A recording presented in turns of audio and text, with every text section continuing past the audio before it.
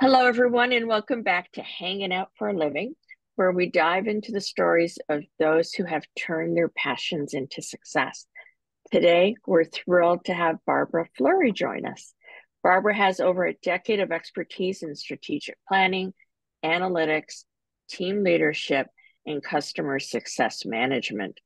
Her customer-centric approach and relationship building skills have consistently contributed to the success of organizations. And if we were to list them all here, well, let's just say that we would be here for a very long time.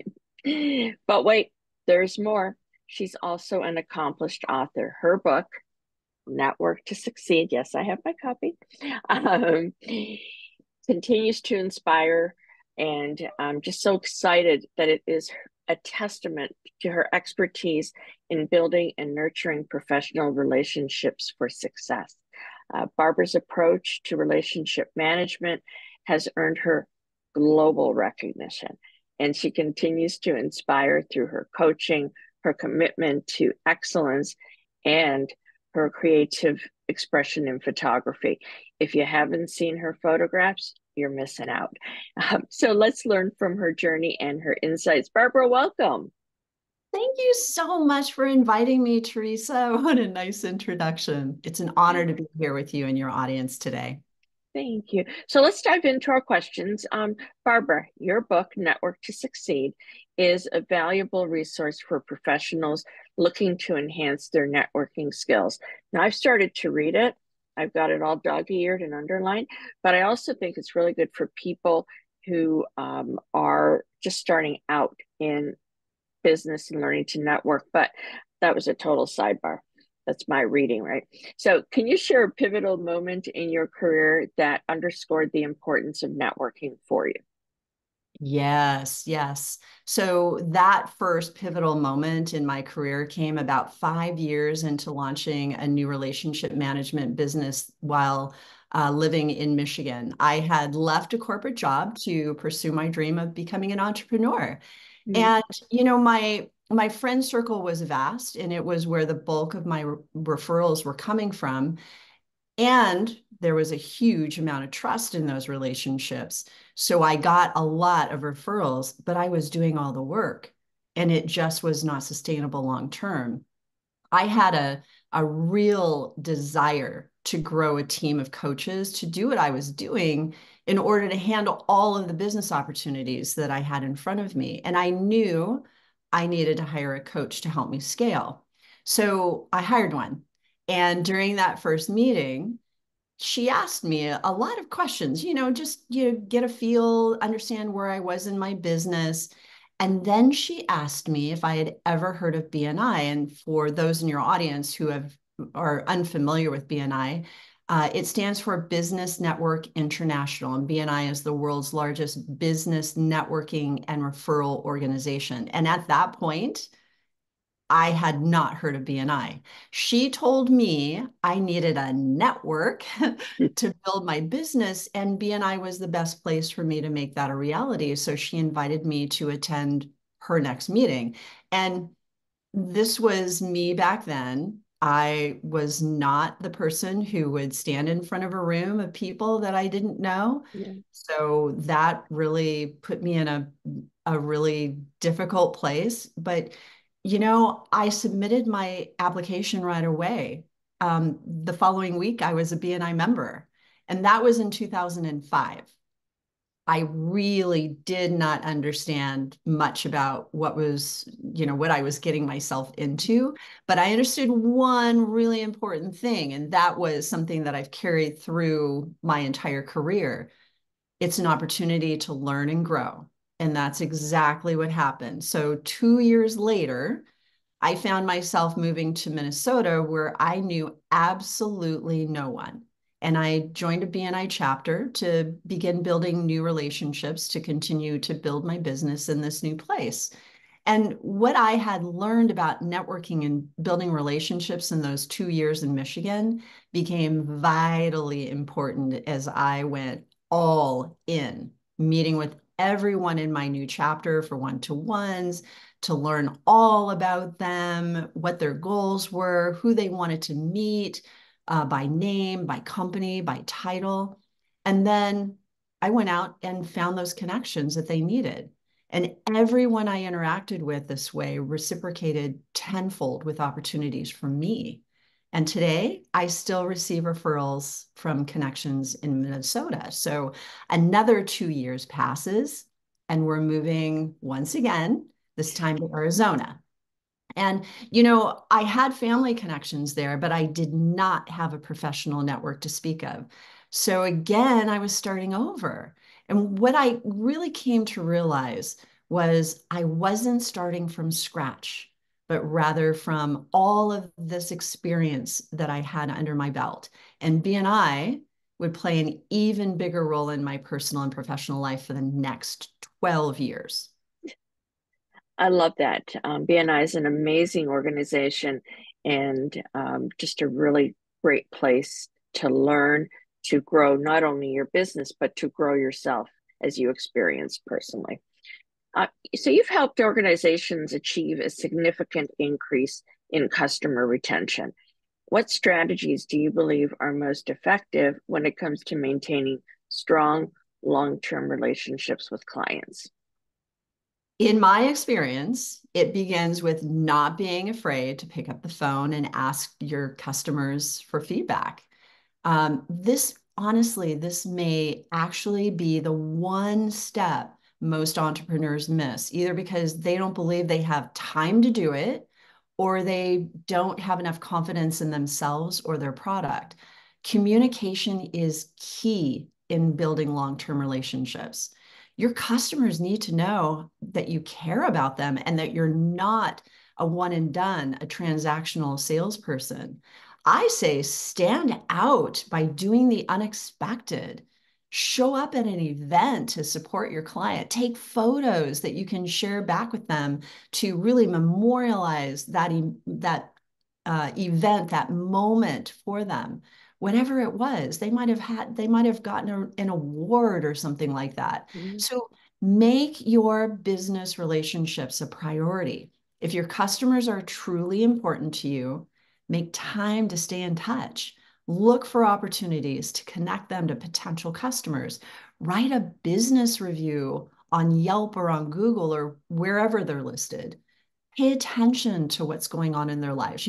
Social media, the platforms that make it so easy for us to really know what's going on in the lives of the people that we want to stay connected to.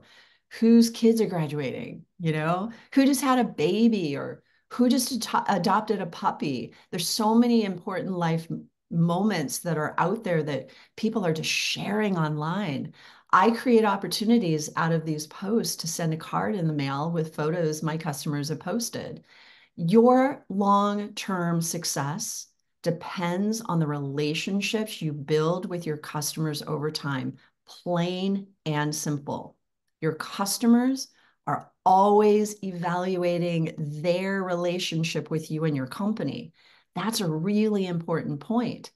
You have the opportunity to increase the lifetime value of your customers by consistently bringing value to them through your personalized service and the care and thoughtfulness you bring to the relationship.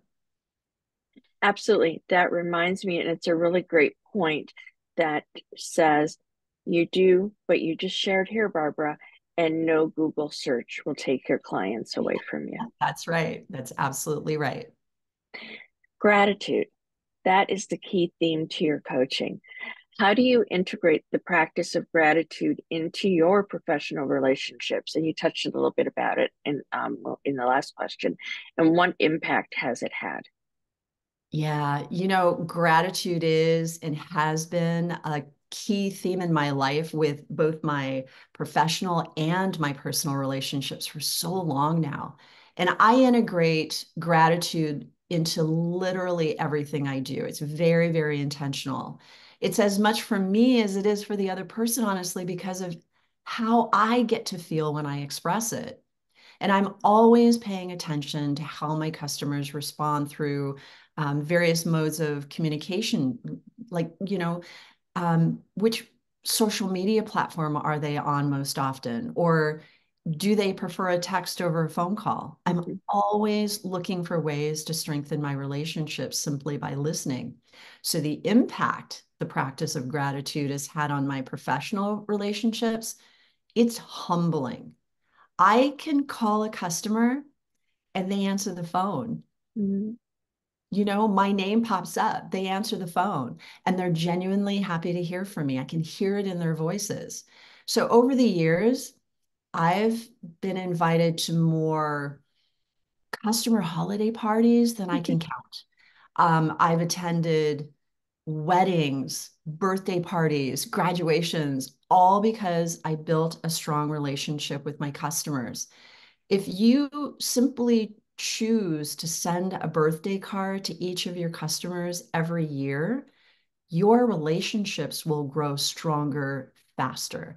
And today, there are very simple ways, as you know, to automate as well as personalized birthday cards so they can go out without you even having to know.